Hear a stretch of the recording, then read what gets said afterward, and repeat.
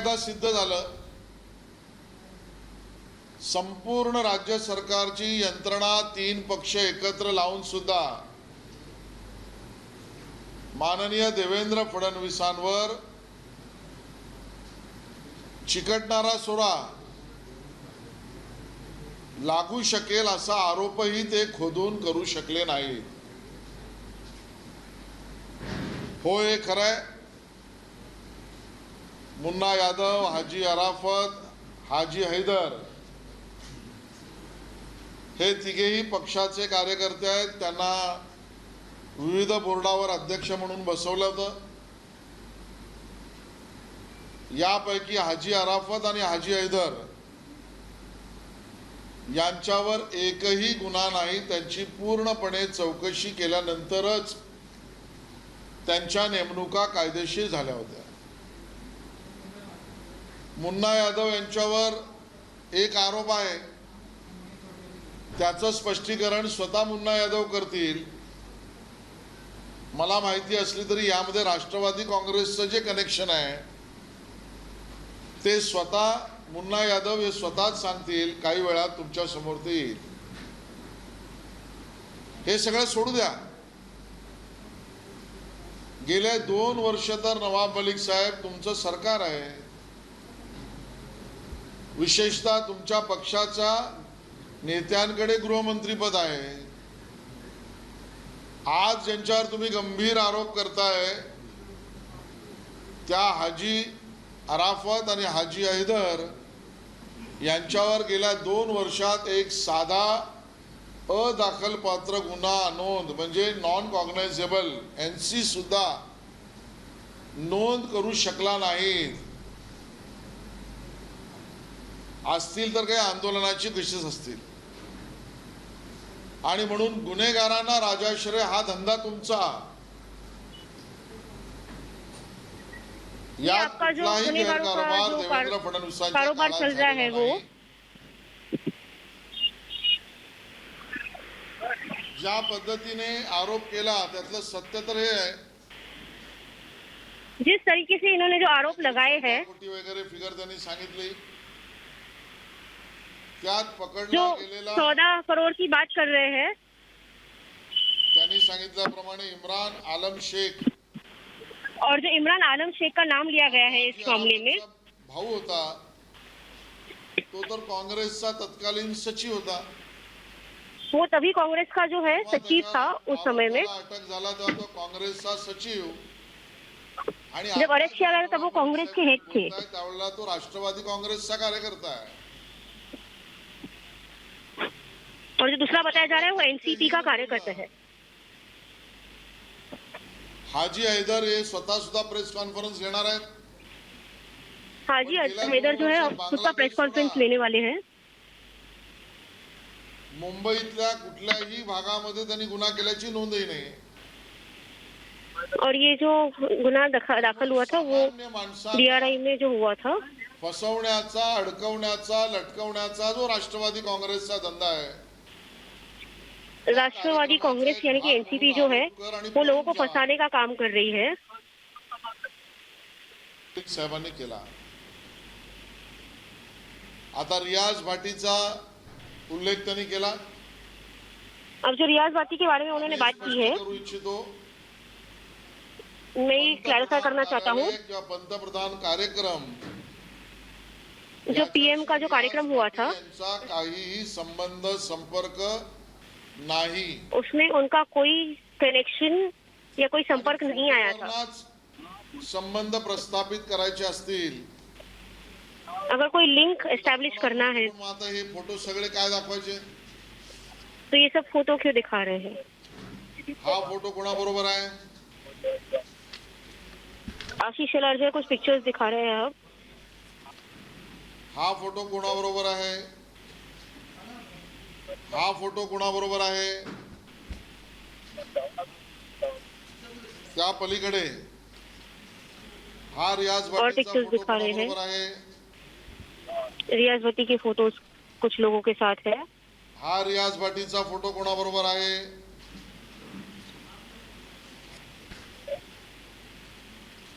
यात सुद्धा रियाज भाटी कोणाबरोबर उभा आहे आणि बर्थडेचे विशेष रियाज भाटींना कोण करत आहे किंवा रियाज भाटी वाढदिवसाच्या शुभेच्छा कोणाला देत आहेत? यहाँ पे रियाज मला भट्टी वाटतं किससे कोणाची नावं बदनाम करण्यासाठी जन्मदिन की शुभेच्छा दे रहे हैं? करू नका. तुम्ही एक बोट दाखवाल 4 बोट तुमच्याकडे येतील आणि त्यामुळे आशीष शेलार ये बोल रहे हैं कि अगर वो किसी को एक रियाज भाटीशी उंगली काही दिखाएंगे तो सामने उनको संपर्क 4 उंगली खुद को पॉइंट कर रही है, तो खुद की गिरबान में विषय छापती असण्याचं है. कारणच नाही.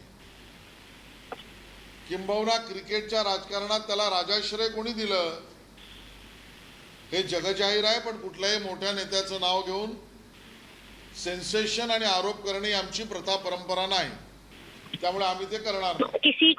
किसी और पे ब्लेम करना ये हमारी रियाज भाटी कार्यशैली नहीं है. खरं तर रियाज भाटी गायब आहे का त्याला पळवलं गेलंय? अभी ये प्रश्न यहाँ पे ये उठता है कि रियाज भट्टी गायब है या उसे किसी ने भगाया है? स्थळी पळवून ठेवण्याचं काम राष्ट्रवादी काँग्रेसने तर केलं नाही ना. क्या उसे भगाने का काम एनसीपी ने कारण किया है क्या? वाझेच्या प्रकरणामध्ये क्योंकि वाजे के समय में वाझेच्या वसुली गँग मध्ये जी नावं वाजे की समोर वसूली आली गैंग में जो त्यामध्ये नाम सामने आए रियाजचं हैं नाव सुद्धा समोर आलेलं आहे. उसमें रियाज भट्टी का भी नाम सामने आया है. याचा अर्थ स्पष्ट आहे. इसका एक ही मतलब हो सकता है. कोठडीत आला तर सत्य बाहेर येईल म्हणून राष्ट्रवादीने तर त्याला पळवलं नाही ना, आमच्या मनात शंका आहे. तो क्या ये सच छुपाने के लिए क्या राष्ट्रवादी नवाब ने मलिक यांच्याबाबत उसे आता भगाया है खरंच क्या? चिंता वाटायला लागलेली आहे. दिवसागणिक त्यांचं मानसिक संतुलन बिघडतंय की काही आशंका आमच्या मनामध्ये आहे. कदाचित हर्बल तंबाखूचा सप्लाय बंद पडला असेल. क्या हर्बल का तंबाकू का सप्लाई बंद हो खरंच गया है? नवाब मलिकजी, आपण मानसिक स्वतःला पुन्हा एकदा शांत करा. नवाब मलिक जी, आप खुद को राजकारण शांत आपल्या कीजिए. जागी आहे. पॉलिटिक्स अपने साइड पे है. प्रेमापोटी स्वतःचं म्हणणं खरं करण्यासाठी राजकारणाच्या नीच पातळीवर तुम्ही जाऊ नका. पॉलिटिक्स के आप एक बीच में नवीन ना घुसे, स्टँडर्ड राजकारणातल्या क्योंकि नीच खुद का पातळीचं वर्णन करायचं पर्सनल झालं एजेंडा तर हो आपका इसके लिए. नवाबी पातळी असं आता करता येईल आणि या नवाबी पातळीपर्यंत आपण जाऊ नये अशी आमची मनापासून इच्छा आहे.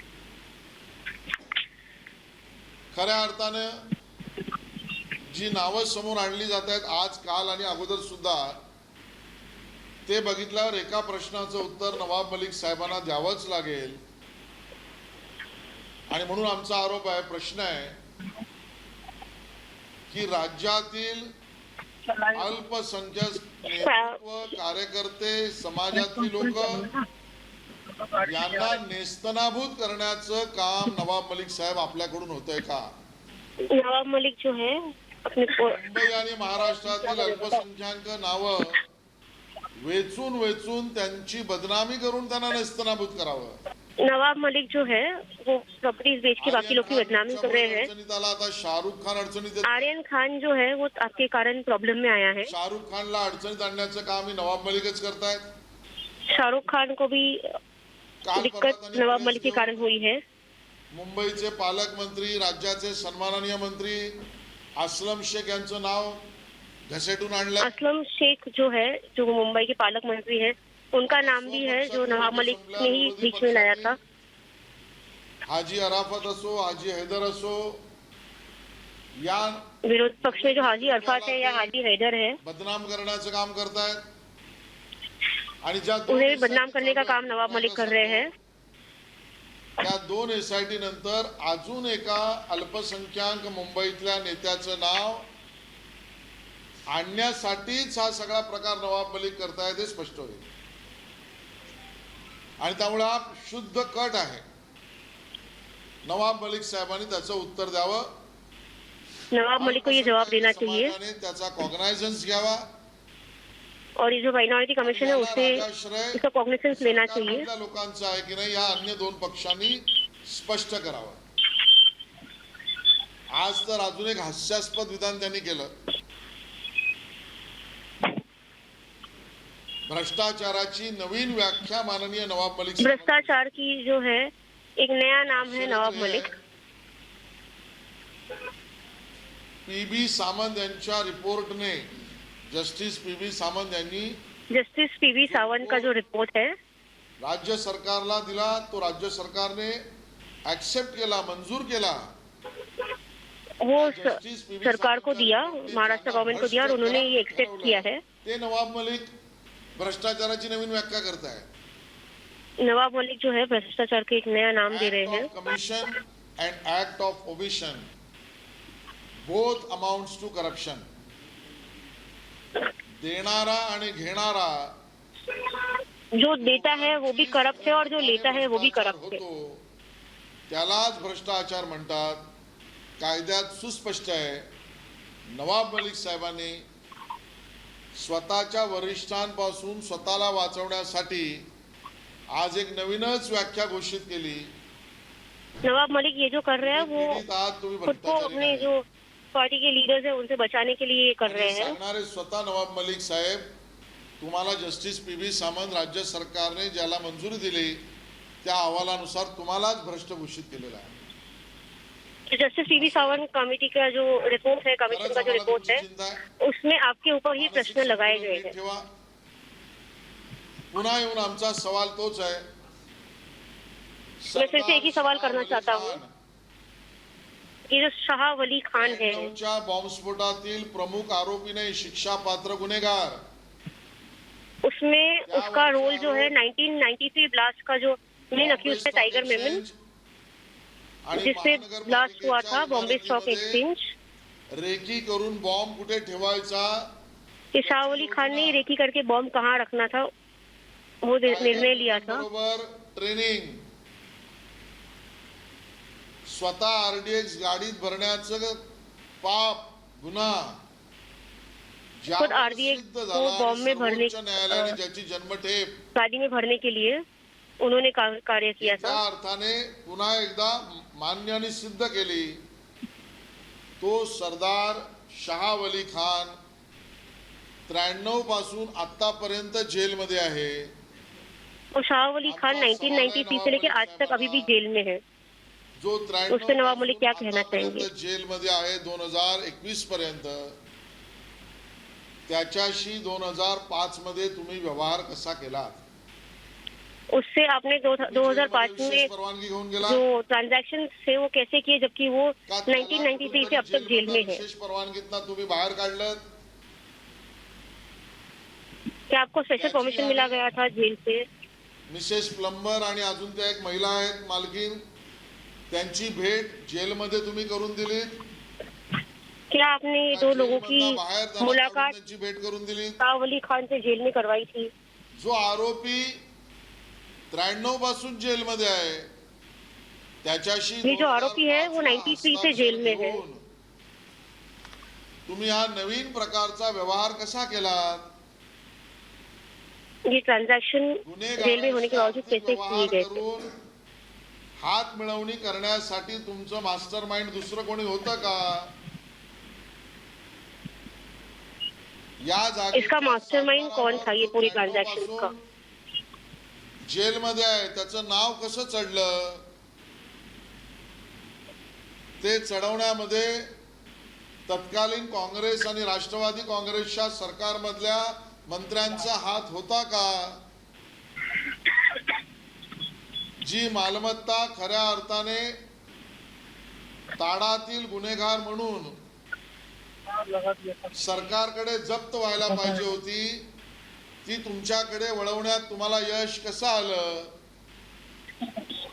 जो ट्रांजैक्शन किए गए थे आपकी सरकार होने के बाद, क्या आपने टाड़ा के अंदर ये ट्रांजैक्शन किए थे? पुन्हा एकदा मी रिपीट करतोय, मुंबई शहरामध्ये भाडेकरू आजही बिल फिराई करण्यासाठी, म्हणजे एकाने भाडेकरूकडून जागा विकत घेऊन दुसऱ्याने भाडेकरू म्हणून आज जायचं असेल तर त्यासाठी ये जो ट्रांजैक्शन है ये 33% एवढी रक्कम मागितली जाते। इसमें जो है रेडी रेकनर रेट के बारे में आशीष शेलार बात कर रहे हैं, जिसमें एक पर्टिकुलर अमाउंट साइड में रखी जाई रहती है। व्यवहाराच्या 33% नाही, रेडी रेकनरच्या 10% मालक कसे होतात? इन्होंने जो है त्यात रेडी काळा रेकनर रेट का पैशाचा जो व्यवहार 10% झालाय रखा का? है, गुमान याची उत्तर द्या. आपको इसका जवाब देना पड़ेगा कि आपने विषयांतर जो करण्याचा एक्चुअल प्रयत्न रेडी रेकनर केला रेट तरी है या उससे मूळ कम पे कैसे ये विषयापासून जगह ली गई. जनता भटकणार नाही. मोहम्मद सलीम पटेल, दाऊदची बहीण हसीना पारकरचा हस्तक मोहम्मद सलीम पटेल जो है 2005 दाऊद की बहन ला आणि हसीना त्यापूर्वी पारकर सुद्धा के साथ त्याच्यावर काम गुन्हे करता होते था. अशी माहिती आहे. मग ज्याच्यावर आरोप आणि गुन्हे होते 2007 ला नंतर जो अटक झाला उसके अगेंस्ट त्याला फायदा गुना मिळेल दाखिल हुए थे. असा त्याच्याशी वो व्यवहार 2007 के बाद करण्याच्या अरेस्ट हुआ था. तुमची कल्पना होती का दाऊदची कल्पना होती? याचं उत्तर सुद्धा तुम्ही दिलं पाहिजे. मला असं वाटतं मूळ विषयावर पुन्हा एकदा राजकारणाचं गुन्हेगारीकरण ये जो है पॉलिटिक्स संपवण्याचं काम का क्राइम कर रहे हैं. कैलासवासी माननीय गोपीनाथ मुंडेजींनी केलं. त्याला गाडण्याचं काम देवेंद्र फडणवीसांनी केलं. हम उसे क्लीन करने का काम कर रहे हैं, फिर भले वो गोपीनाथ मुंडे जी हो या दाऊद देवेंद्र फडणवीस जी हो. हम कंपनी नावाचं भूत हे पुन्हा डोकं वर करू पाहत आहे. आणि म्हणून पुन्हा एकदा मी शिवसेनेच्या नेतृत्वाला चेतावणी वजा विनंती करतोय. मैं जो है शिवसेना को याच्यात चेतावनी राजकीय देता हेतू हूँ. बघू नका. तुमचं आमचं जमलं नाही ठीक, जाऊ द्या. तुम्ही आमच्या पाठीत खंजीर खुपसून दुसऱ्या बरोबर सत्ता हमारे स्थापन केली, पीठ आम्हाला पे यावरही काही म्हणायचं छुरा नाही. भोग के आपने किसी और के साथ जो है तुम्ही हिंदुत्व सत्ता सोडून बनाई दुसऱ्या रस्त्याला महाराष्ट्र गेला, में. याच्यावर मी भाष्य करत नाही. लेकिन हम उसके बारे में बात नहीं कर रहे देशहित आणि हैं. देशभक्ती याबद्दल तुमच्या भावना योग्य आणि चांगल्याच आहेत, हा आमचा विश्वास आहे. म्हणून राजकीय गणित बाजूला सोडू, पण तुमच्या सरकारच्या काळात एक मंत्री 93च्या बॉम्बस्फोटातल्या आपकी जो मंत्रिमंडल में एक मंत्री है आणि त्याचं वो स्पष्टीकरण 93 सोडा, ब्लास्ट कबुली जवाब देतोय. त्यानंतर माननीय मुख्यमंत्री 93 ब्लास्ट के जो अक्यूज है उनसे ट्रांजैक्शंस करके उनसे जमीन खरीद के और खुद कबूल करे कि उन्होंने ये ट्रांजैक्शंस किए हैं. आज जो हाइड्रोजन बॉम्ब की बात करते थे जो हाइड्रोजन बॉम्ब की बात कर रहा वो था लौंगी नवाब फटाका मलिक, भी नहीं लगा पाए. वो लौंगी फटाका लगाने का भी उन्होंने प्रयास किया तो हाथ उनके जल गए. इस प्रकार का चित्र सुबह की प्रेस कॉन्फ्रेंस में माननीय मंत्री नवाब मलिक जी का था. बात तो आप हाइड्रोजन की कर रहे थे, लेकिन माननीय नवाब जी आपका चेहरा देखकर शायद अब आपको ऑक्सीजन की ज्यादा जरूरत पड़ेगी, इस प्रकार का आपका चेहरा भी दिखाई दे रहा है. मुन्ना यादव, हाजी हैदर, हाजी अराफत का भाई समीर वानखेड़े, रियाज भाटी, इंटरनेशनल कॉल, उगाई, थाना में सेटलमेंट, ये सभी जो आरोप करके आपने एक वातावरण निर्माण करने का प्रयास जरूर किया, लेकिन वो असफल रहा.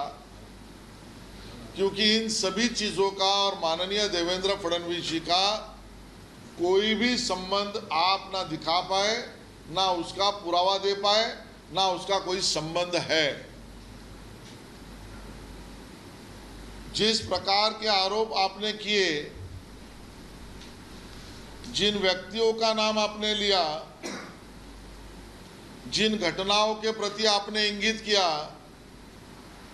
उसका और देवेंद्र जी का संबंध लगाने का प्रयास, यानी अकबर बिरबल के कहानी में बिरबल नीचे अग्नि और ऊपर हांडी में बिरयानी, वैसे तो खिचड़ी होती है लेकिन नवाब साहब के लिए बिरयानी पकाने का जो असफल प्रयास था, उस प्रकार का ही वर्णन बिरबल के बिरयानी का किया जा सकता है, उस प्रकार का है.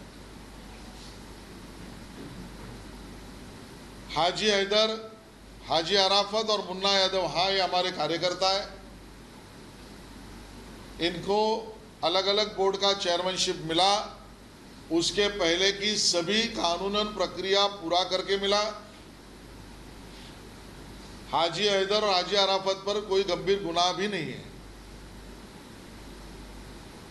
और मुन्ना यादव पर जो आरोप है उसकी स्पष्टता स्वयं मुन्ना यादव करेंगे, क्योंकि उसमें भी एनसीपी का कनेक्शन है। और इसके कारण आंदोलन छोड़कर कभी भी कोई गुनाह न करने वाले कार्यकर्ताओं को पार्टी ने पद दिया। जहां तक बात हाजी अराफत के भाई का नाम इन्होंने लिया, इमरान आलम शेख, और जिसको लेकर 14 करोड़ का आरोप उन्होंने किया, वैसे तो 14 करोड़ है नहीं, जाली नोटों का लेकर, वो जाली नोटों के प्रकरण में आरोपी जो इमरान शेख है वो तभी कांग्रेस का मुंबई का सेक्रेटरी इस पद पर काम कर रहा था, उसको अरेस्ट भी हुआ था। और आज जब नवाब मलिक साहब आरोप कर रहे हैं तब इमरान आलम शेख ये राष्ट्रवादी कांग्रेस का कार्यकर्ता इस नाते से घूम रहा है। तो डीआरआई ने तब जो एक्शन ली वो भी सही थी, और उसको पॉलिटिकल प्रोटेक्शन देने का काम तब कांग्रेस ने किया था, और आज राष्ट्रवादी कांग्रेस उसको कर रही है। हाजी हैदर का बांग्लादेशी कनेक्शन तो छोड़ दीजिए, बंगाल भी नहीं और मुंबई में किसी इलाके में भी उनके ऊपर एनसीबी नहीं है, नॉन कॉग्नाइजेबल ऑफेंस भी नहीं है। वैसे हाजी हैदर स्वयं और हाजी अराफत स्वयं कुछ देर बाद इसके बारे में नवाब मलिक जी को मुंहतोड़ जवाब देने वाले हैं। जहां तक रियाज भाटी का फोटो और उसका आरोप उन्होंने किया, उस पर हम स्पष्ट करना चाहते हैं, माननीय प्रधानमंत्री जी का कार्यालय या माननीय प्रधानमंत्री जी का कार्यक्रम, इससे रियाज भाटी का ना कोई संबंध है ना कोई संपर्क है। और इसके लिए ही शायद स्वयं नवाब मलिक जी ने कहा कि हम आरोप लगाना नहीं चाहते। और फोटो दिखाने की अगर बात है तो ऐसे कितने फोटो दिखाए जा सकते हैं। इस फोटो में रियाज भाटी किसके साथ खड़े हैं आप स्वयं देख सकते हैं। इस फोटो में वो रियाज भाटी राज्य के कौन से मंत्री के साथ खड़े हैं, जनता उससे जानकारी रखती है। इस फोटो में जन्मदिन की शुभकामनाएं कौन किसको दे रहा है, ये फोटो स्वयं स्पष्ट बताता है। इस फोटो में रियाज भाटी किसके साथ आनंद उठा रहे हैं, आप स्वयं इसको देख सकते हैं। कौन से खेल में कौन सा नेता साथ में चाहिए, ये रियाज भाटी ने स्वयं इस फोटो को उजागर करके दिखा दिया है। और कौन किसको क्या गिफ्ट दे रहा है, रियाज भाटी का ये फोटो स्वयं स्पष्ट है। लेकिन जाने दो, किसी भी बड़े नेता के साथ किसी ने फोटो निकाला तो उस नेता को बेवजह कंट्रोवर्सी में लाना यह भारतीय जनता पार्टी की परंपरा नहीं है। और इसके लिए फोटो स्वयं है। हम किसी के ऊपर आलोचना करने के पहले इससे खुद फोटो लेने वाले बचे, इस प्रकार की बात कहते हैं। जहां तक रियाज भाटी गायब हुआ है उस बारे में उन्होंने कहा, माननीय नवाब मलिक जी ने, इसके ऊपर हमारा गंभीर आरोप है। रियाज भाटी गायब हुआ है या रियाज भाटी को बचाया जा रहा है, गायब किया जा रहा है। राष्ट्रवादी कांग्रेस रियाज भाटी को कस्टडी में लाने से बचा रही है और गायब कर रही है, हमारा आरोप है।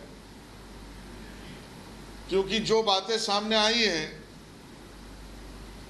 इसमें रियाज भाटी का नाम, जो पुलिस अधिकारी वाजे वसूली करता था उसके एजेंटों के नाम आए, उसमें आया है। और इसके लिए रियाज भाटी अगर मुंबई पुलिस या केंद्रीय यंत्रणाओं के सामने आएगा तो वसूली के और प्रकरण खुल जाएंगे, और इसके लिए रियाज भाटी को गायब करने का काम तो राष्ट्रवादी कांग्रेस ने नहीं किया है ना, ये हमारा आरोप उनके ऊपर है। एक बड़ी संगीन साजिश नवाब मलिक जी अल्पसंख्यक समुदाय के नेता, कार्यकर्ता या समाज के सम्माननीय लोगों पर कर रहे हैं। अल्पसंख्यक समाज के ही लोगों को बदनाम करो, नेस्तनाबूद करो, उनको रफा दफा करो, इसकी रोज कड़ी नवाब मलिक जी कर रहे हैं। आर्यन खान तकलीफ में आया नवाब मलिक जी के कारण, अभी शाहरुख खान को तकलीफ में लाने का काम रोज उठकर नवाब मलिक जी कर रहे हैं, सच सामने आएगा। कल परसों महाराष्ट्र के एक सम्मानीय मंत्री असलम शेख का नाम भी घिसट कर लाने का काम नवाब मलिक जी ने किया। स्वपक्ष के लोग कम पड़े, इसके लिए अभी भारतीय जनता पार्टी के विरोधी पक्ष के हाजी अराफत और हाजी हैदर को बदनाम करने का काम नवाब मलिक जी कर रहे हैं। अल्पसंख्यक समाज इसकी जानकारी ले और अल्पसंख्यक समाज को बदनाम करने का काम राष्ट्रवादी कांग्रेस और नवाब मलिक कर रहे हैं। आज तो और एक बचकानी बात माननीय नवाब मलिक जी ने की और करप्शन की नई डेफिनेशन और व्याख्या उन्होंने बताई। अच्छा, ये व्याख्या कौन बता रहे हैं, डेफिनेशन कौन बता रहे हैं? जस्टिस पीबी सामंत के कमीशन के रिपोर्ट ने, जो रिपोर्ट तत्कालीन सरकार ने मान्य कर लिया, उसमें माननीय नवाब मलिक जी को स्वयं भ्रष्ट और करप्ट घोषित किया गया। वो नवाब मलिक जी नई व्याख्या बना रहे हैं। एक्ट ऑफ कमीशन और act of omission both is a corruption, justice PB Samant का रिपोर्ट कहता है। देने वाला और लेने वाला दोनों ही करप्शन को बढ़ाने वाले हैं, ये खुलेआम सुस्पष्ट डेफिनेशन में है। बावजूद उसके गोसावी के प्रकरण में वो नई डेफिनेशन पैदा करके शाहरुख खान को तकलीफ में लाने का काम कर रहे हैं। इस नए डेफिनेशन के साथ आगे बढ़कर कोई और नया कानून का पुस्तक नवाब मलिक जी न लिखे, ये हमारी चिंता है। रोज का उनका बदलता चेहरा देखकर हमें सच्ची में लग रहा है कि कहीं ना कहीं मानसिक संतुलन नवाब मलिक जी खो न दे, और अपना उस बारे में चिंता हम जाहिर कर रहे हैं। जहां तक फिर मूल विषय पर हम आना चाहते हैं कि ये सरदार शाह वली खान जो 1993 के बॉम्ब ब्लास्ट का आरोपी सिद्ध हो चुका है, उसके ऊपर आरोप थे बॉम्बे स्टॉक एक्सचेंज और बीएमसी के बिल्डिंग में रेकी कर कर बम कैसे लगाया जा सकता है। टाइगर मेमन के साथ जिसने ट्रेनिंग लेकर इस प्रकार का बड़ा गुनाह भारत के खिलाफ किया, ऐसा आरोप सिद्ध हो चुका है। और आरडीएक्स जिसने स्वयं अलग अलग व्हीकल्स में लोड किया, यह आरोप सिद्ध हो चुका। उस सरदार शाह वली खान से नवाब मलिक साहब आपका क्या संबंध, हमारा पहला आरोप है। उसकी प्रॉपर्टी खरीदने का आर्थिक व्यवहार वो 1993 से आज 2021 तक जेल में है, तो भी 2005 में आपने उससे आर्थिक व्यवहार क्यों किया, कैसे किया, क्या उसके पीछे का हेतु था, वो आप स्पष्ट करें। जो 1993 से 2005 तक जेल में है, उससे एग्रीमेंट करने नवाब मलिक साहब आप जेल में गए या उसको जेल से इलीगली बाहर लाया, इसकी भी जानकारी आप जनता को दें। उससे आर्थिक व्यवहार जिस अकाउंट पर किया जेलों में बैठकर बॉम्ब ब्लास्ट के केस में जो आरोपी सिद्ध है, उसने उस पैसे से और गुनाह किया क्या? नवाब मलिक जी, आपको उसकी जानकारी है, आप इसके बारे में जानकारी दें। जो दूसरा आरोपी है मोहम्मद सलीम पटेल, जो दाऊद की बहन हसीना पारकर का frontman, driver, power of attorney holder है। 2005 के पहले अलग अलग गुनाहों पे उसके आरोप तो और इंक्वायरी तो चली रही थी। 2007 में बाद में अरेस्ट भी हुआ। उससे आपने आर्थिक व्यवहार जानबूझकर क्यों किया?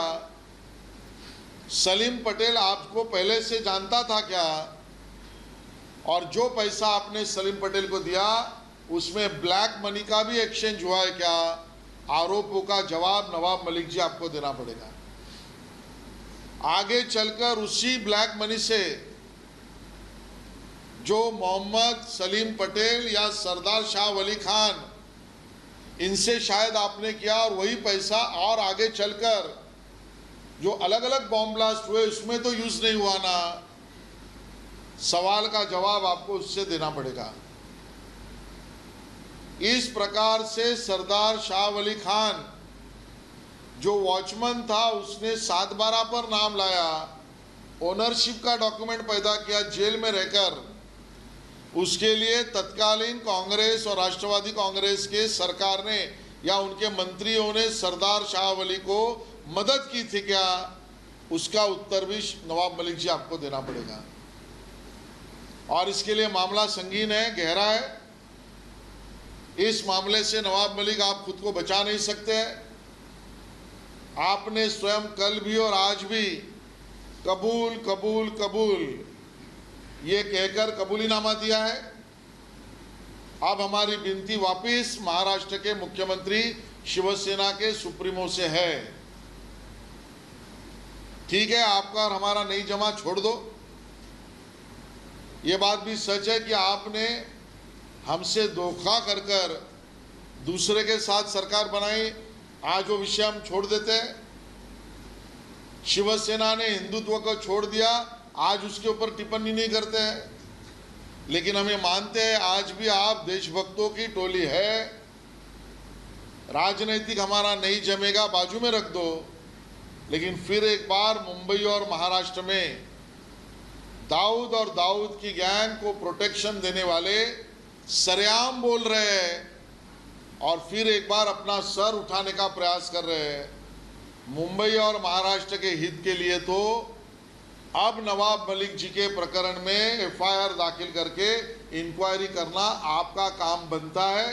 आप ये करेंगे, ऐसा हमारा विश्वास है। धन्यवाद।